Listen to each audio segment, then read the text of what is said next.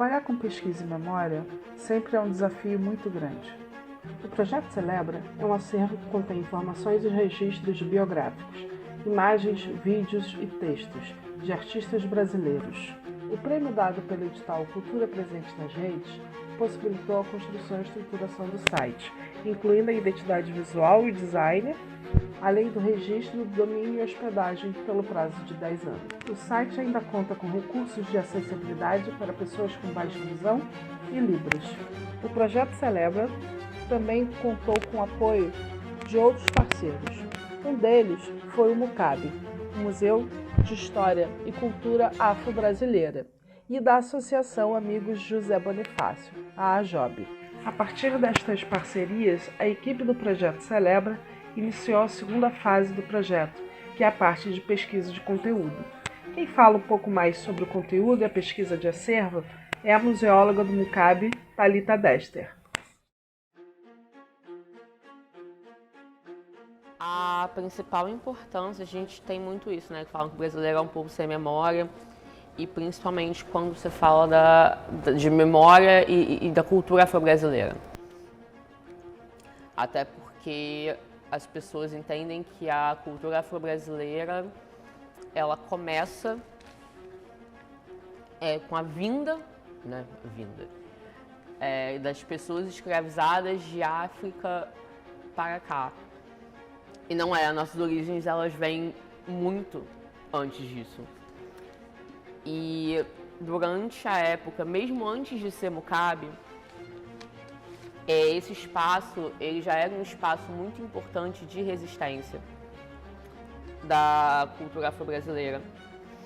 Então, durante a época da gestão do Hilton Cobra, nos anos 90, começa-se uma série de atividades. Então, na década de 90, na verdade, teve uma gestão muito rica. Aqui era o Centro Cultural José Bonifácio. Então, na década de 90, a gente tem, trabalhando nesse espaço, sob a gestão de Hilton Cobra, a gente tem Lélia Gonzalez, Conceição Evaristo, Néia Daniel, Jurema Agostinho. Então, nós temos Abdias do Nascimento, também, que frequentou muito esse espaço, temos exposições sobre ele aqui. Então, essas pessoas, elas começaram a construir esse processo ativo de entender-se como um centro cultural que não só recebe ações ligadas à cultura afro-brasileira, mas como um espaço que propõe. Então, em 96, é criada a Quilunge, que é a Feira do Livro Afro-Brasileiro. Então, é um projeto capitaneado pelo Hilton Cobra e pela Conceição Evaristo, com a Jurema Agostinho, em que eles começam a trazer diversas pessoas. Em primeiro lugar, eles começam a fazer um intercâmbio de livros e pensar em rodas de conversa, em ações paralelas. Então, por exemplo, esse dia teve uma tarde de autógrafos. Aquilo sempre acontecia em novembro, por questão do Novembro Negro. Então, nesse dia, a gente tinha Helena Teodoro, tinha o Jair Tchocum, Ana Cruz, Salgado Maranhão, Ney Lopes, em que esses autores, eles traziam seus livros, tinha uma tarde de autógrafo, e era um processo não só dos autores trazerem, mas também ter um intercâmbio de livros, editoras trazerem publicações, revistas, para fazer uma troca. E enquanto ocorria, que nós temos aqui, enquanto a Quilunge ocorria, também ao mesmo tempo se desdobravam ações com instituições do território também. Então, vinha o Filhos de Gandhi fazer uma apresentação e trazia o acarajé, trazia o caruru. Aqui a gente tem Conceição Evaristo na formação das mesas, então tinham rodas de conversa, tinham palestras. Eu acho que foi o terceiro ano da Quilunge.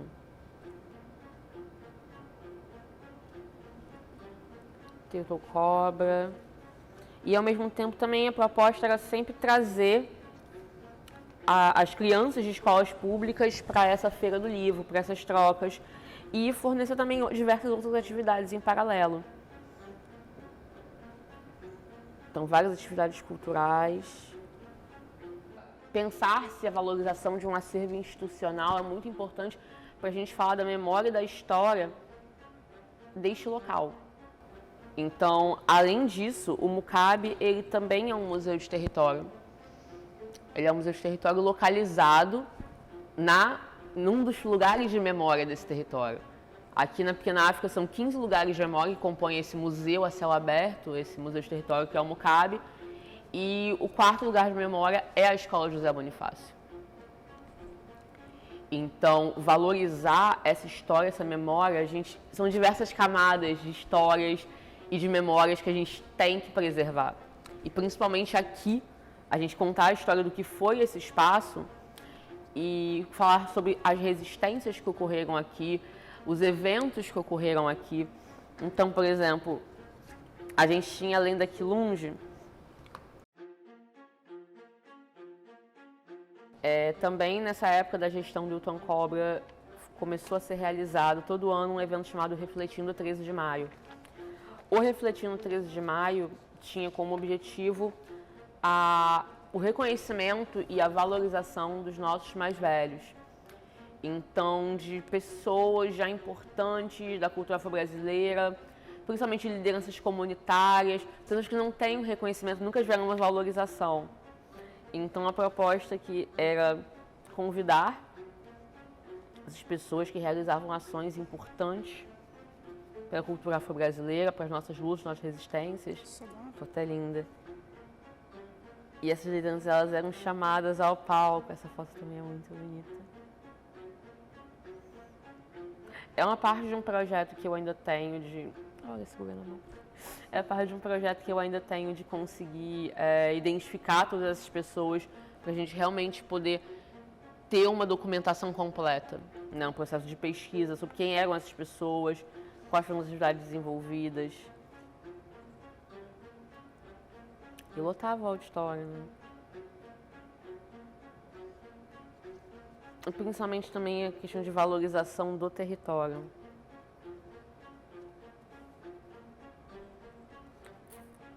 São esses atos simbólicos que eles reforçam muito a nossa identidade, nosso senso de comunidade.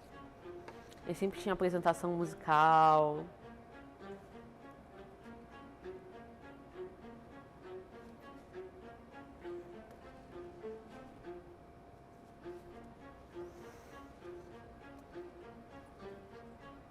E é isso, né? Pegar o 13 de maio como um marco de referência e ressignificar e falar, tá, mas então quem realmente são essas pessoas que no nosso dia a dia fazem pela gente?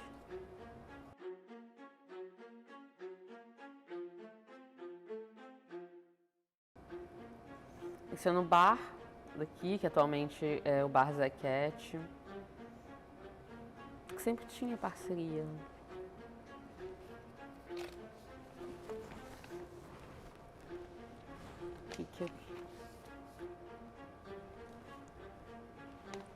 Então, e além disso tudo, o Centro Cultural também promovia exposições. Com um acervo próprio, que hoje em dia parte desse acervo, o acervo em sua totalidade, ele foi incorporado como acervo do Museu da História da Cultura Afro-Brasileira. Então, aqui... Então, teve uma exposição que falava do teatro negro no Rio de Janeiro. Então, como funcionava?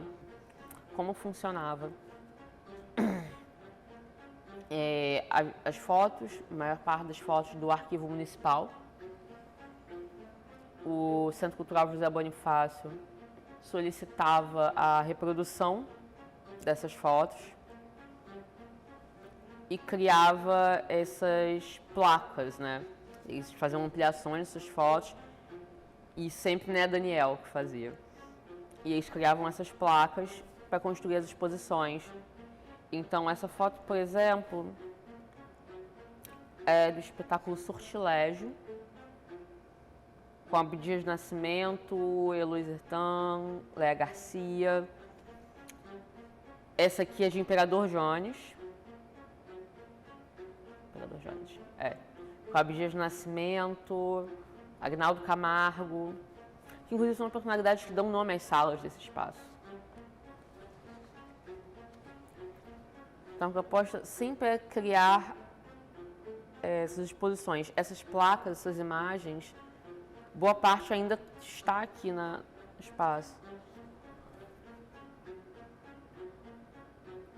Entende? Mesmo que eles não tivessem acervo fotográfico para isso, a forma que eles tinham era reproduzir nessas placas.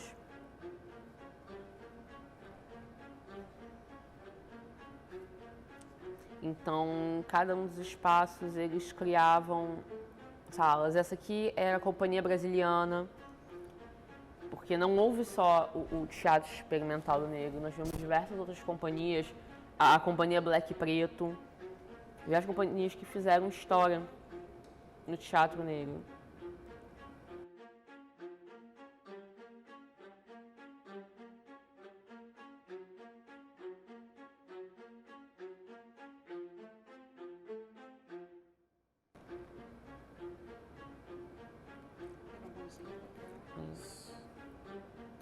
A Companhia Black Preto era dos anos 90, ela foi criada em 93.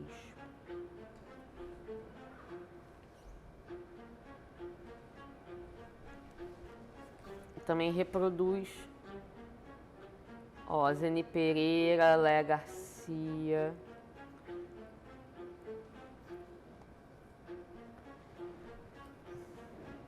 Companhia Brasiliana.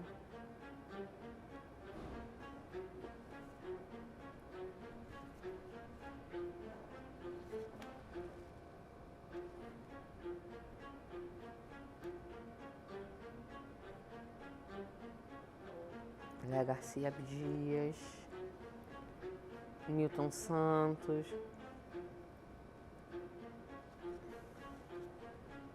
Benjamin de Oliveira, o Grande Otelo,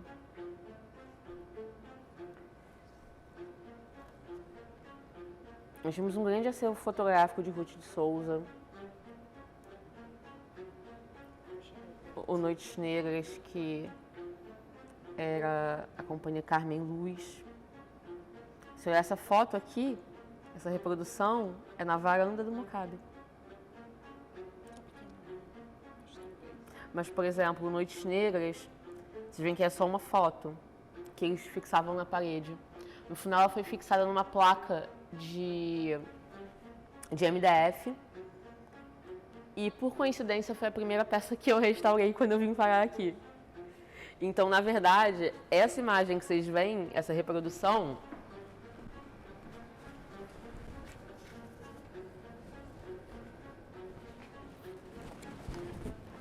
se transformou nesse quadro. E acho que é um processo também de muita sensibilidade, quando a gente pensa o que pode ser acervo ou não, é pensar que, objetivamente, essa foto ela não é uma foto original. Ela é uma reprodução de uma foto que também não é acervo nosso. Mas, ao mesmo tempo, entender como essas placas, esses elementos gráficos foram criados, eles foram os recursos tipográficos que a instituição tinha na época. Então, a gente valoriza, tá vendo? Isso aí de perto é uma camada fina desse papel colocada sobre uma moldura de MDF. Então, entender até onde a gente tem aquela dureza de falar, isso não é um acervo museológico. Não, não é um acervo museológico, não é um patrimônio, não está inventariado. Mas, ao mesmo tempo, é uma peça que ela faz parte da história e da memória deste local. Então, é a gente sempre entender nessas sensibilidades, nessas encruzilhadas, o que realmente é um patrimônio ou não. Então todas essas peças, por mais que não estejam inventariadas, elas ainda assim fazem parte do acervo, na verdade é muito mais um processo de documentação de exposição.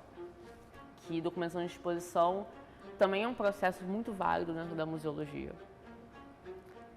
Um objeto aí pode não ser um acervo, mas, por exemplo, o folder de uma exposição, fotos do processo de montagem de uma exposição, elas podem não entrar como um bem patrimonial, elas podem não ser um acervo museológico, mas elas fazem parte sim de um acervo arquivístico de memória institucional. Então, por exemplo, nós temos folder que mostra como era o acervo daqui em 97. A gente tem esse folder. É um acervo museológico? Não, mas ao mesmo tempo ele é um acervo arquivístico, ele é um registro que inclusive ajuda a gente no processo de resgate dessa memória. Pensando que a maior parte do nosso acervo tridimensional das esculturas sofreu perda, foi vandalizado e muitas obras a gente não tem como reconhecer os elementos. E muitas obras, principalmente as esculturas dos orixás da escultura Carmen Barros, nós só temos a referência exata de como essas obras eram com base nas fotos do Centro Cultural José Bonifácio. De exposições que ocorreram aqui, de como esse acervo foi para o metrô da Carioca em 95, com a exposição do Zumbi 300 anos. Então é isso, a importância dessa memória institucional, ela vem principalmente para a gente contar a história deste lugar e contar a história destas pessoas e desse território. Da história da cultura afro-brasileira como um todo. Em 99 a gente fez uma exposição, em 99 o José Bonifácio fez exposição para mostrar o seu acervo. Então nós temos esculturas dos orixás, que foram feitas nos anos 90, pela escultora Carmen Barros. E a maior parte dessas esculturas, elas estão em estado de conservação muito ruim, com muita perda, e principalmente no caso dos orixás, a perda das ferramentas, dos elementos, dos símbolos de identificação. Por exemplo, essa escultura de Xangô hoje em dia, ela se encontra sem a ferramenta do machado.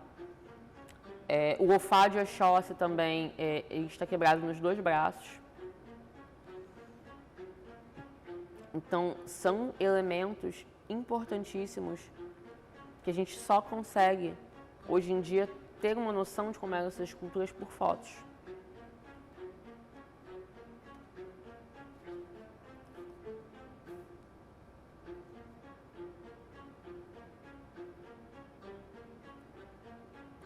O Redemoinho de Oiá também.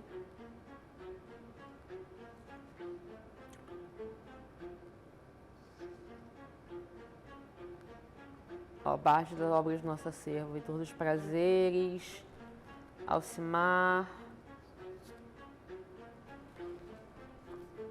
Então, até num projeto futuro de parceria e de restauro, é muito importante a escultura de Oxóssi também, que não tem a ferramenta hoje em dia. Até num processo futuro de uma parceria institucional para a gente conseguir restaurar essas obras, esse acervo fotográfico é importantíssimo. Ele serve de subsídio para uma pesquisa e uma ação, não só parte de pesquisa, mas uma ação museológica concreta. Uma ação de conservação e restauro. Então, a gente pensa, a valorização desse acervo ela é fundamental por isso.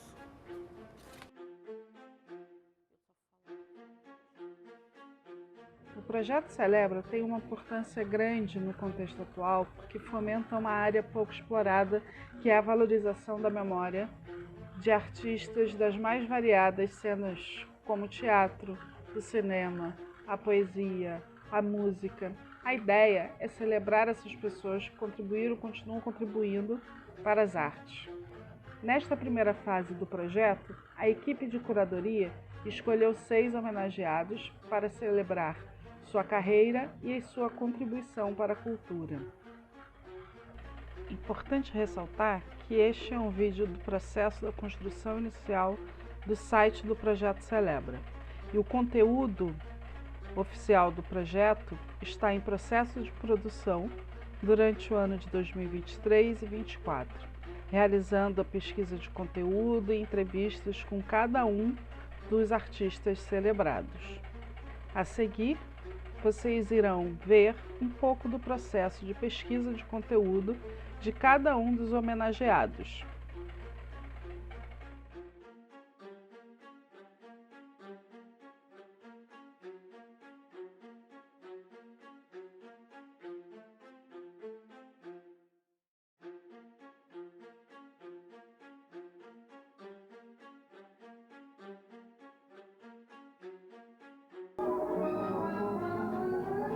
Eu pretendia realmente, eu tinha como objetivo ser escritora.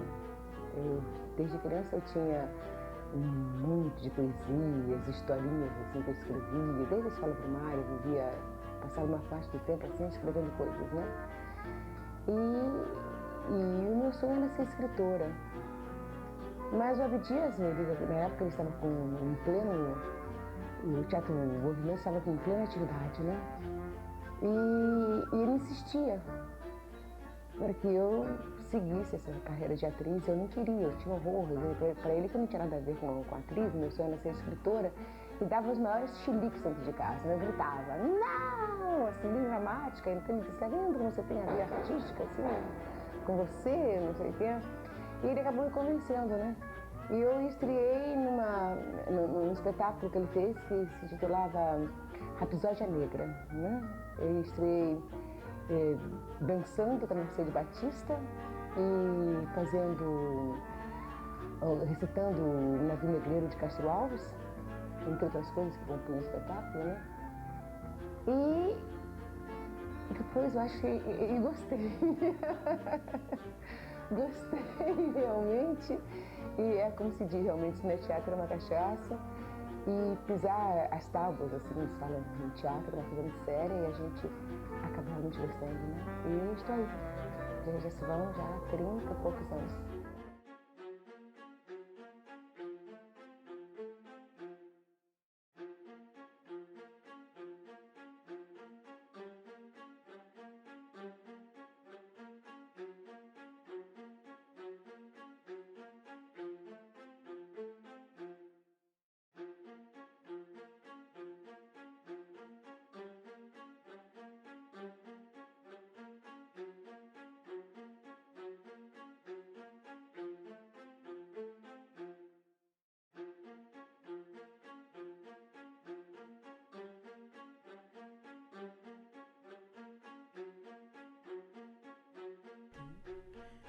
Da calma e do silêncio. Quando eu morder a palavra, por favor, não me apressem. Quero mascar, rasgar entre os dentes a pele, os ossos, o tutano do verbo, para assim versejar o âmago das coisas. Quando meu olhar se perder no nada, por favor, não me despertem. Quero reter no adentro da íris a menor sombra do ínfimo movimento. Quando meus pés abrandarem na marcha, por favor, não me forcem. Caminhar para quê? Deixe-me quedar, deixe-me quieta, na aparente inércia. Nem todo viandante anda estradas. Há mundos submersos que só o silêncio da poesia penetra.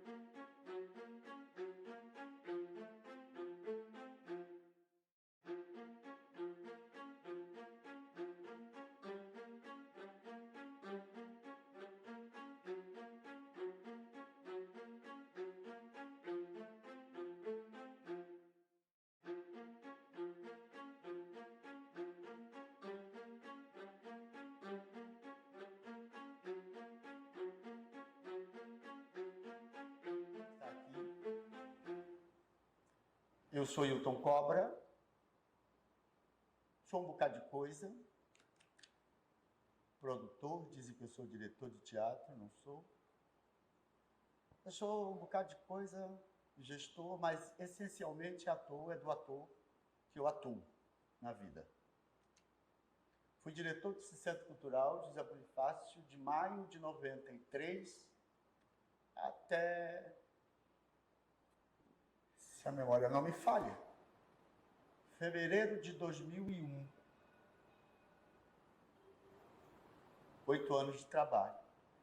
E eu quero iniciar essa conversa dizendo que fizemos, sim, muitos eventos em todas as áreas, em todas as linguagens que vocês possam imaginar. Todos esses eventos e linguagens em torno da cultura afro-brasileira, da arte afro-brasileira, uma cultura e uma arte de matriz africana. Não poderíamos ter feito, ou melhor, eu não poderia, como diretor, ter feito tudo que será elencado aqui e também a partir do acervo que a nova gestão quer colocar à vista, à mostra, sem a equipe que tive. A sessão foi a primeira pessoa trazida por mim para compor a equipe do Centro Cultural José Bonifácio. Nada melhor do que isso. Eu quero dizer também que a Lélia Gonzalez foi, sim, fez parte da minha equipe no Centro Cultural José Bonifácio. Não é todo mundo que tem a sorte, a honra, vamos dizer assim, de ter uma Conceição Evaristo e uma Lélia Gonzalez na equipe.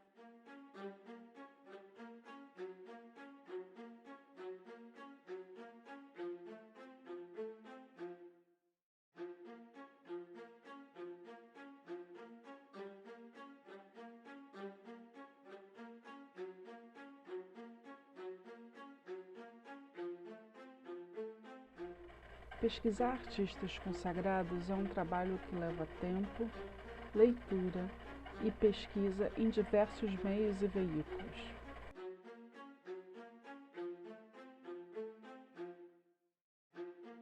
Há todo tipo de registro em diferentes tipos de textos, sites, revistas, jornais impressos, vídeos com entrevistas e trabalhos que foram postados na internet, podcasts.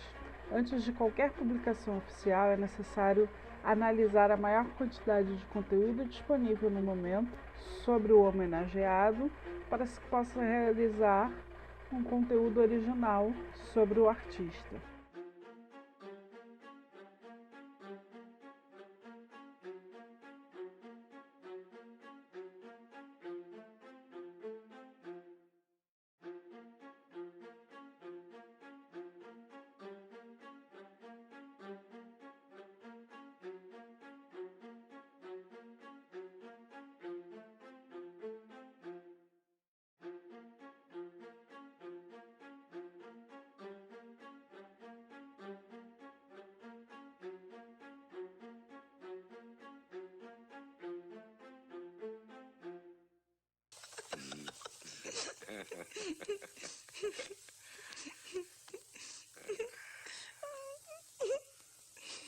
Eu te dou muito mais do que a liberdade.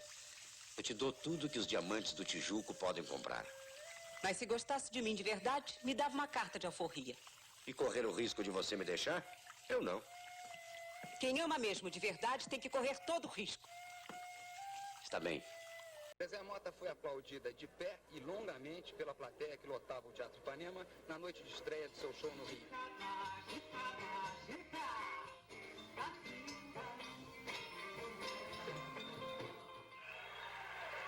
Muito conhecida do teatro, do cinema, da televisão, do disco.